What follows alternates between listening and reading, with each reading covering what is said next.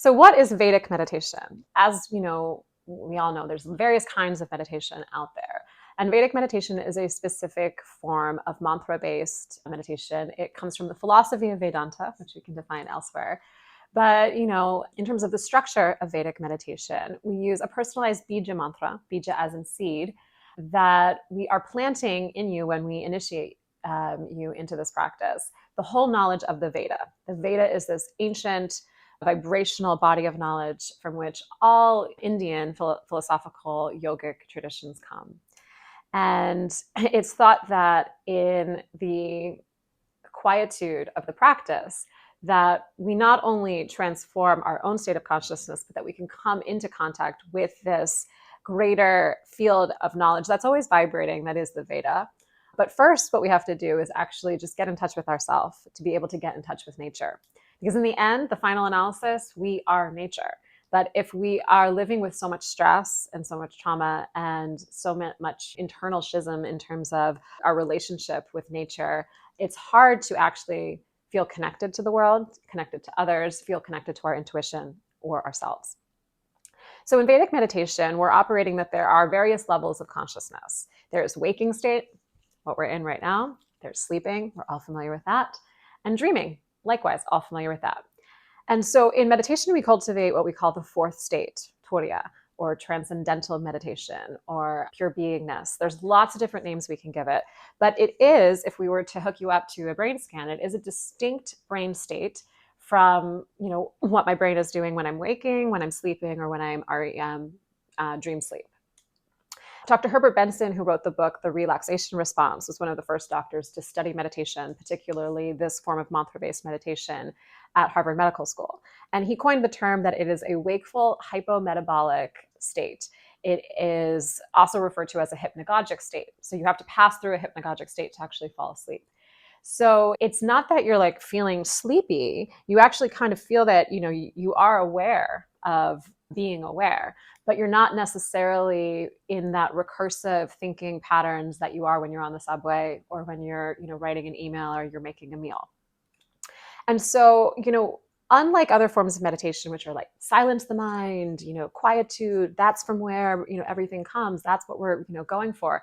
Vedic meditation operates with the idea that the natural language of the mind is to think.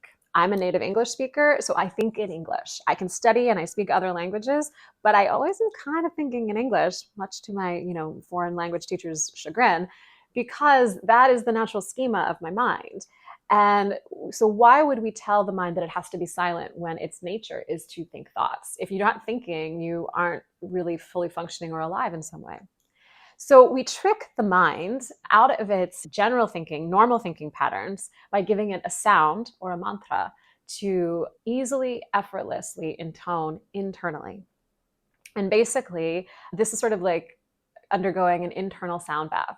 That sound, and we can talk about the properties of sound that are inherent to Sanskrit and that are kind of just like natural in physics, that allow the mantra to cajole the nervous system or the mind from this waking state, gotta go, gotta do all these things, gotta, super stressed way of being, into this more subtle, calm, relaxed, expanded. We all experience it differently. So to give it a word is sort of insufficient. But it does truly alter us from this brain state into that fourth state of consciousness. And when we're there, the body is in a deeply relaxed state. It actually feels safe enough to start letting go of that which it no longer needs. And that's, of course, all the stresses, the old memories, the irrelevant stress responses. And so we're sort of bathing the body in what my teacher likes to call the stay and play chemistry versus the fight-flight chemistry. And the longer we do that, it is very purifying for the physiology. And so all of those old things that we're holding on to that are making us not sleep well or less creative or groggy or reactive with our partners, whatever it might be, all of those things start to slowly let go because we have more space in the body. Our senses are sharper. We start to hear things more vividly, taste things more sweetly. And that allows us, though, that sharpening of the senses means that we get more accurate information from the environment, which ultimately means we can start to trust ourselves more. We can start to trust that what we're actually feeling, seeing, smelling, thinking is actually based off of a real connection and awareness of what is happening all around me, not a stress response. Because when the body is stressed, it's not attuned. It's not attuned to itself. It's not attuned to its environment. It's not attuned to cosmos.